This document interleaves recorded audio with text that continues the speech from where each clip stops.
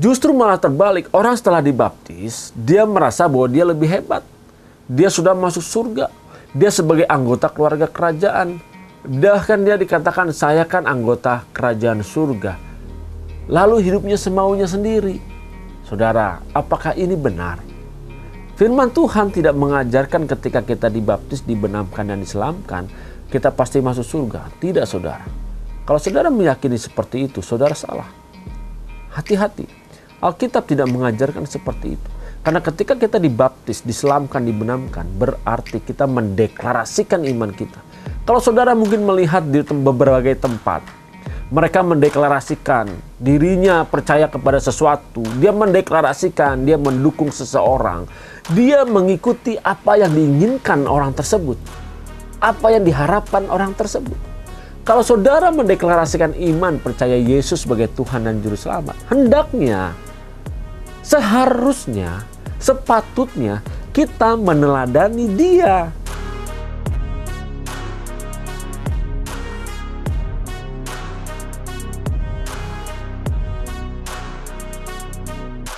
Shalom saudara yang dikasihi Tuhan Yesus Kristus.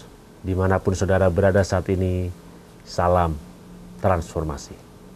Saudara, terus kita harus melakukan dan memberi diri kita untuk ditransformasi dari waktu demi waktu. Tanpa saudara memberikan izin dan rela memberikan diri untuk ditransformasi oleh kebenaran firman Tuhan, jangan saudara merasa bahwa saudara pasti bisa masuk di kerajaan surga. Karena hanya orang-orang yang mau masuk kerajaan surga, yang mau masuk langit yang baru dan bumi yang baru, yang bisa masuk ke sana, dia harus rela hidupnya, cara berpikirnya ditransformasi oleh kebenaran Tuhan. Saudara, kalau orang itu tidak mau ditransformasi, berarti dia hanya mau hidup sesuka hatinya sendiri, semaunya sendiri, dan jangan berharap untuk dapat masuk di kerajaan surga. Ingat saudara, untuk dapat masuk langit yang baru dan bumi yang baru di kerajaan surga, saudara dan saya, kita harus rela untuk terus ditransformasi setiap saat, setiap waktu dalam kehidupan kita. Melanjuti dari firman Tuhan Kisah Para Rasul 2:38 yang dikatakan bahwa, jawab Petrus kepada mereka, bertobatlah dan hendaklah kamu masing-masing memberi dirimu dibaptis dalam nama Yesus Kristus untuk pengampunan dosamu. Maka kamu akan menerima karunia Roh Kudus. Saudara, pernyataan dibaptis di sini sangat jelas berasal dari kata baptiso, yaitu dibenamkan di dalam air atau diselamkan. Kita harus mengerti konsepnya bahwa baptisan ini adalah adat istiadat Yahudi, di mana orang-orang bukan Yahudi yang mau masuk meyakini dalam agama Yahudi, dia harus mengikuti acara tevilah. Mereka yang bukan Yahudi masuk ke dalam keyakinan Yahudi yang disebut dengan proselit, saudara, mereka harus mendeklarasikan imannya. Nah, ketika dia dibaptis, dia mendeklarasikan imannya. Kita sebagai orang percaya, kita mengakui ketika kita dibaptis, berarti kita dibenamkan. Nah, ketika kita dibenamkan, saudara pun mengakui bahwa kita mati bersama dengan Kristus, lalu kita keluar dari kolam baptisan, lalu kita hidup bersama dengan Kristus, bangkit bersama dengan Kristus. Seharusnya kalau dikatakan bangkit bersama dengan Kristus, berarti ada pribadi Yesus Kristus, ada kehidupan Yesus Kristus yang bangkit, yang hidup dalam diri kita. Berapa banyak justru orang setelah dia dibaptis, yang dia hidupkan adalah dirinya sendiri. Yang dia hidupkan adalah dagingnya sendiri. Justru tidak terlihat kehidupan Yesus di dalam dirinya. Yang dia puaskan perasaannya sendiri. Saudara, firman Tuhan jelas katakan supaya engkau dibaptis untuk mendapatkan pengampunan dosa. Justru malah terbalik, orang setelah dibaptis, dia merasa bahwa dia lebih hebat. Dia sudah masuk surga. Dia sebagai anggota keluarga kerajaan.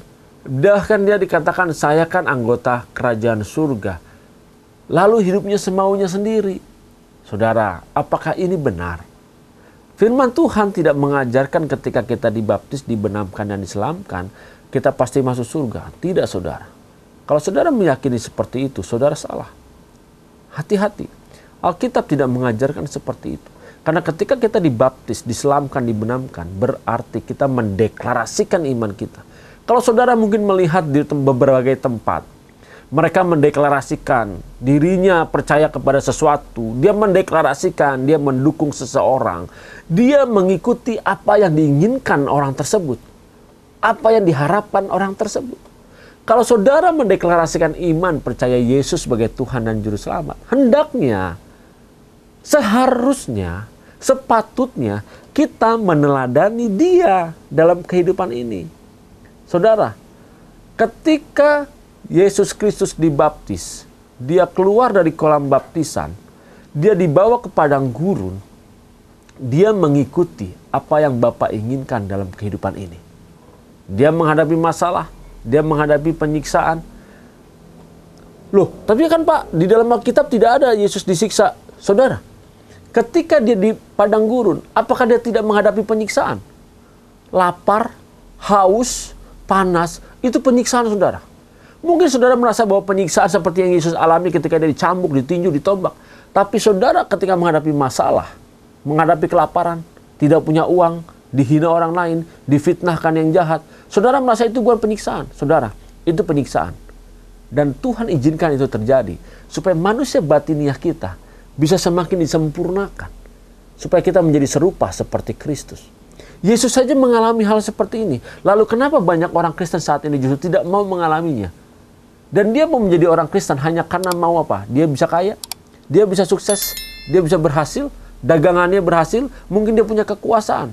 Saudara, Alkitab tidak pernah mengajarkan kita seperti itu. Ketika kita dibaptis, kita mengakui dan mendeklarasikan iman kita, justru kita mengambil posisi bahwa saya mau tunduk terhadap perintah Yesus. Saya mau meneladani dia dan menghidupkan dia dalam diri kita. Jadi hati-hati. Ketika kita sudah dibaptis, kita mendeklarasikan iman kita. Saat itulah siap-siap. Kita harus menyelesaikan pekerjaan kita. Kerjakanlah keselamatanmu. Nah, apa yang harus kita kerjakan? Ketika kita menghadapi penyiksaan, masalah, dihina, difitnahkan yang jahat, digosipkan, dituduhkan. Saudara, itulah yang harus kita hadapi. Kita harus bisa bagaimana mengatasinya dengan cara Bapa di surga. Supaya manusia batiniah kita bertumbuh. Bukan dengan cara kita, saudara. Lalu tapi Pak, bagaimana sedang kita manusia kan sulit mengalami? Ingat, ketika kita dibenamkan, di kata baptis tadi dibenamkan, kita kan percaya bahwa kita dibenamkan, kita mati bersama dengan Kristus. Lalu ketika kita keluar, kita bangkit bersama dengan Kristus. Saudara, kita dibenamkan tidak cukup pada saat kita mendeklarasikan iman kita dengan baptisan. Justru setiap saat hidup saudara dan hidup saya, kita harus terus dibenamkan bersama dengan Roh Kudus. Kita harus selalu setiap saat, setiap waktu dibenamkan di dalam Roh Kudus supaya cara berpikir kita bisa selaras dan mengerti apa yang Tuhan kehendaki. Apa yang Bapa inginkan saudara dan saya lakukan di dunia ini. Kalau kita tidak pernah mau memberi diri kita dibenamkan bersama dengan Roh Kudus setiap saat, sudah dapat dipastikan kita tidak akan pernah mengerti apa yang menjadi kehendak Bapa dalam kehidupan kita.